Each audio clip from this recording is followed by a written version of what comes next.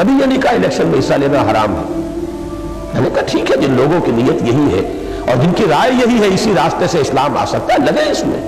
بلکہ میں صرف ہمدردی جو ہے اس کے راہ میں آلاتے جماعت میں شامل ہو، ڈٹ کر کام کرے، اس کے نظم اور ڈسپلن کو قبول کرے. میں اسے حرام نہیں کہتا. تبلیغی جماعت کے کام کو معاذ اللہ ثم معاذ اللہ میں حرام تو نہیں کہتا.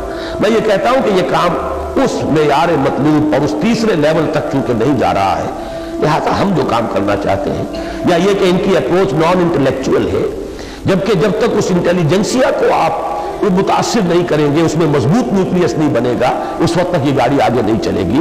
تو ہم نے اپنے آپ کو ان کاموں کے لیے وقف کیا.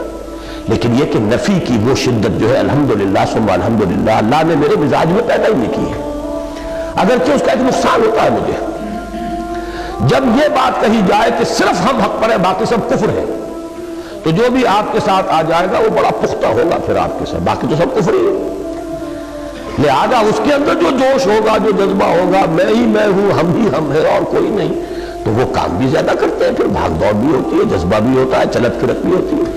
جب آپ یہ کہتے ہیں حرام وہ کام بھی نہیں ہے، لیکن یہ کام ہے جو اہم تر ہے، بہتر ہے، ہمیں یہ نزدیک زیادہ ضروری محسوس ہو رہا ہے، تو پھر وہ بات نہیں ہوتی کہ جو ایک امتیازی شان کے ساتھ ہوتی ہے کہ ہم ہی ہم ہیں اور کوئی بھی نہیں.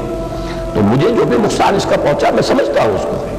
ہماری جو رفتار کار سلو ہے اس میں اس کا بھی ایک دخل ہے کہ میں دوسرے کاموں کو بھی حرام تو نہیں کہہ رہا نا، کفر تو نہیں کہہ رہا اس اعتبار سے، لیکن یہ کہ میں اس سے شعوری طور پر قبول کرتا ہوں کہ نہیں، البتہ یہ جو وسعت نظر ہے، وسعت قلب ہے، اس کو برقرار رکھنا چاہیے. ان دی لانگ رن یہی دین کے لیے اور امت کے لیے اور ملت کے لیے مفید نقطہ نظر یہی ہے.